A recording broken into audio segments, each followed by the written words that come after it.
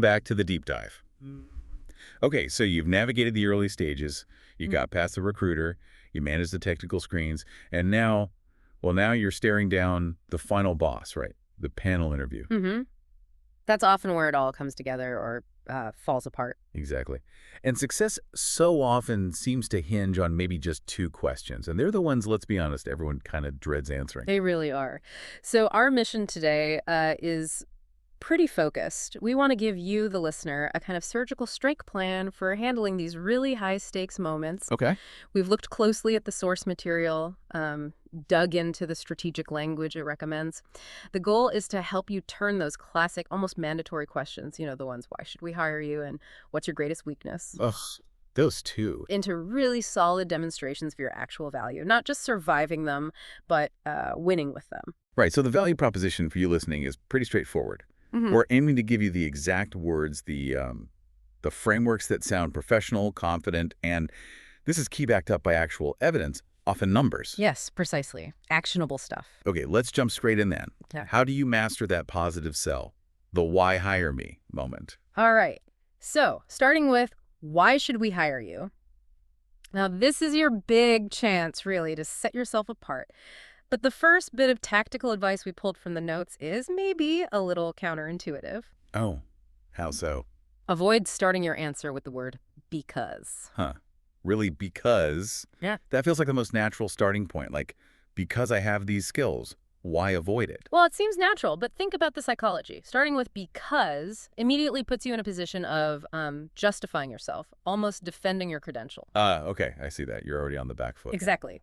The sources really stress this. The recommended, much stronger opener is something like, I think that I would be a perfect fit in this company.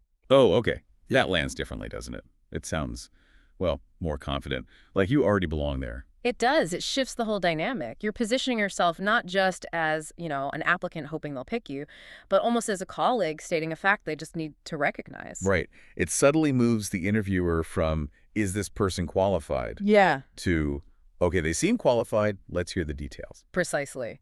But, and this is crucial, you can't just drop that confident statement and, coast. You absolutely have to follow it up With the proof. with the proof. Specific, unique information. What is it that you bring, your special sauce, that maybe nobody else in that candidate pool can offer quite the same way? And the source material gave a really good example of this, didn't it? It did. A fantastic model. The interviewee didn't just list off skills. They highlighted a really powerful and maybe slightly uncommon combination. They said something like they had strong technical acumen with outstanding soft skills. Okay, acumen. That's a strong word choice. Let's unpack that a bit because it's definitely more than just being like book smart, right? Oh, absolutely. Acumen, whether it's technical acumen or business acumen, it implies more than just knowledge. It suggests real insight, deep strategic understanding, and importantly, the ability to make good decisions, often difficult ones, in a complex situation. So it's not just knowing the answer, but knowing why it's the right answer and how to apply it effectively. Exactly. You get it. And this candidate, in the example, they didn't just claim this acumen, they backed it up. They brought evidence. Right. They talked about excelling at building relationships, Yeah. long-term consumer relationships. Yes, and they linked it to a specific achievement, a quantifiable success story from a leadership role. Tell us about that. Well, they talked about a previous job where they headed the customer support department. Now, headed here just means they were the leader, the person in charge. Got it. Leading the team. Right. And when they started, the team was doing okay, resolving about 70% of customer issues, which is pretty solid. Solid, but maybe not outstanding. Exactly.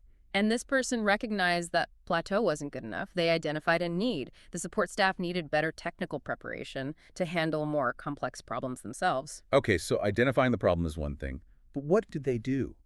This is where the strategy gets really compelling, I think. It is, Well, because they didn't just point out the gap, they implemented a solution. They organized a series of focused training sessions, working directly with the technical teams to deliver them. Okay, proactive. I like that. And the result, this is the number that makes the answer powerful, isn't it? This is the clincher.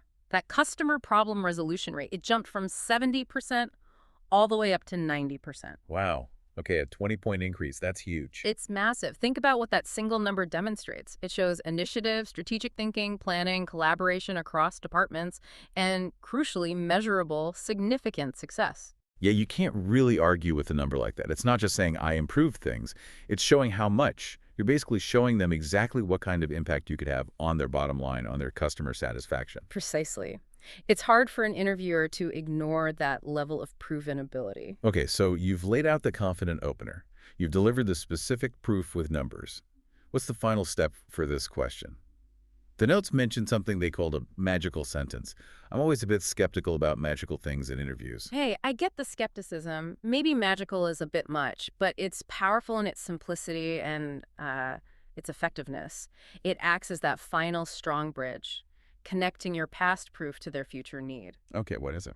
The recommended sentence is, given the opportunity, I could bring this kind of success to this company. Ah, simple, direct, connects everything back. Okay, I can see how that works. It's a strong closing argument for yourself. Exactly. It wraps it up perfectly. Fantastic. So, for why should we hire you?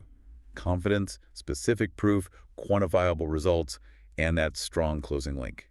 Got it. Now, let's tackle the really tricky one, the tightrope walk. Admitting a flaw. How do you handle the greatest weakness question? Right. This one requires a delicate dance, as you said. And the first rule, the absolute non-negotiable rule, according to the sources, is do not use a cliche. Meaning, don't try to disguise a strength as a weakness. We all know them. Right, the classics. Oh, my greatest weakness, I'm just such a perfectionist, or I'm a workaholic, I just work too hard, or I guess I just care too much about my job. Exactly those. The source material pulls no punches here, calling them too obvious and too silly. Why are they so bad? Is it just that they're unoriginal? It's more than that. Interviewers see them as a transparent attempt to dodge the question, to, Right. spin your way out of admitting a real flaw. And what does that do? It undermines your credibility, makes you seem maybe a bit dishonest. Precisely. You lose trust instantly if you try that kind of spin. They asked for a weakness, give them a weakness. Okay, so the key then is honesty. You have to talk about a real weakness. But isn't that risky? How do you keep that from, well, sinking your application? That's the crucial balance. Yes, be truthful about a genuine area for improvement, but, and this is the most important part, you need to focus maybe 90% of your answer, not on the weakness itself, but on the solution. The solution. Yes, you absolutely must inform the interviewer what you are actively doing right now, today, to address that weakness. Okay, and let's pause on that word, address. It's used very specifically. Stress on the second syllable. Address, meaning actively dealing with it, working on it, fixing it, not just acknowledging it. Exactly. Show the action plan, not just the problem. So what was the example, the source material used for this? Well, in the example we reviewed, the interviewee was actually quite transparent. They admitted something like, I sometimes struggle with organization and time management. Ooh, okay. Struggle, meaning they find it difficult? Yes. And they even added that punctuality, being on time, hadn't always been their strongest suit. Wow, okay. Punctuality, just the noun form, meaning being on time, that feels bold. Admitting struggles with organization and time management, doesn't that risk making them sound like they might not be reliable for a demanding role? It's a fair point, and it would be incredibly risky if they just stopped there. But they didn't stop there. Exactly. The strategic success of this answer, the reason it works, lies in the immediate pivot. Right after admitting the struggle, they had to show proactive steps. Okay, so what was the actionable step? How did they show they were addressing it? They immediately followed up by saying something like, they recognized this issue in themselves and had therefore attended a workshop on efficient time management. Okay, a concrete action. Yes. And they didn't just say they attended, they added that it provided them with great insights and practical strategies for getting organized. They essentially presented evidence of self-awareness and self-improvement. Right, that completely changes the narrative, doesn't it? You're not hearing about someone who's disorganized. You're hearing about someone who identified a weak spot and actively invested time and effort to fix it. Exactly. You're showcasing yourself as a proactive problem solver, someone committed to professional growth. It flips the script from here's my flaw to here's how I tackle the challenges, including my own. That's a much stronger position. Yeah. So honesty plus a clear, demonstrated action plan. That's the formula. And it naturally leads into the flip side of the coin, doesn't it? Because if you're prepared to talk constructively about a weakness you're fixing, You absolutely have to be ready to talk about your greatest strength. you need to be ready to clearly define the asset you represent, what you bring to the table. And the same rule applies here as with the why hire me question, right? Specificity is everything. Well- You can't just say, oh, I'm very responsible, or I'm a great team player. Absolutely not. Generality is the enemy here, too. You need to showcase a specific triumph, a real success story, ideally backed up with examples or, again, numbers if possible. Make it concrete. Make it believable. Right. Now, an interesting point from the notes, lots of people actually find it quite hard to, list their own strengths. It can feel awkward, or maybe we just don't see ourselves clearly sometimes. Yeah, that's true. It can feel like bragging, or you might just overlook things you do naturally. So the source material had a great practical tip for preparation if you're struggling with this. What's that? Basically, outsource the question. Ask other people. Ask.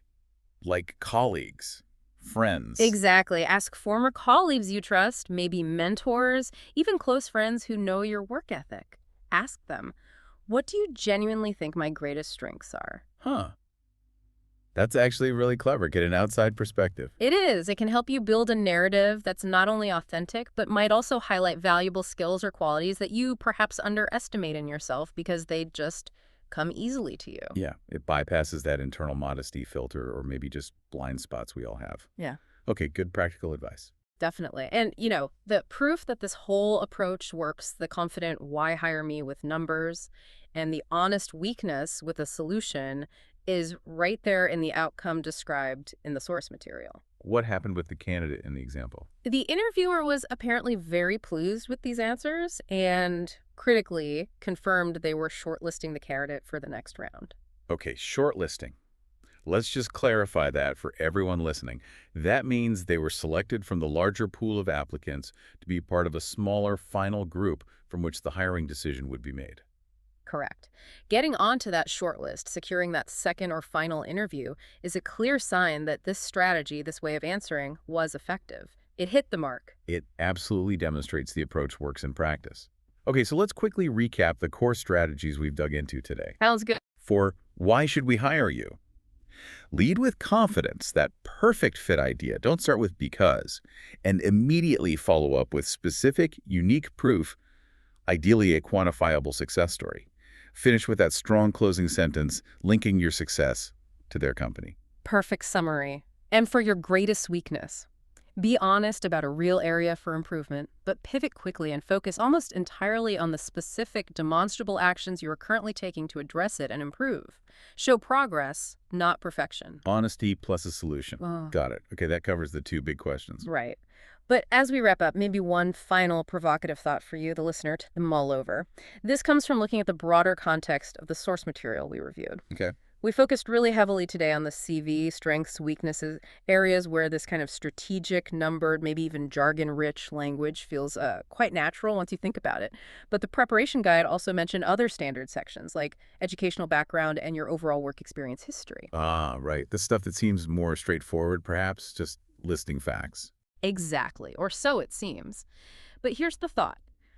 Are you applying the same level of strategic thinking, the same level of specific, quantifiable detail to every part of your professional narrative? Good question. Are you just listing your degree? Or are you thinking about key projects, relevant coursework, maybe a high GPA if it applies? Same for older jobs, not just the title, but specific accomplishments. Precisely. The challenge is to ensure you're showcasing yourself consistently across your entire story, not just as a qualified candidate, but as a top prospect. And prospect here, meaning someone who looks very likely to succeed, someone who really stands out as the one to choose. Yes. Are you consciously embedding those specific achievements, those numbers, those strategic insights into how you talk about your education, your earlier roles, everything? Don't just save the high-impact language for the two big questions. Think about how you're implementing it right now across the board. That's a great takeaway. Don't let any part of your story be just a passive list of facts. Make every element work for you. Excellent final thought. Go put this strategy into practice. All right, that's it for this deep dive. Thanks for tuning in, and we'll see you next time.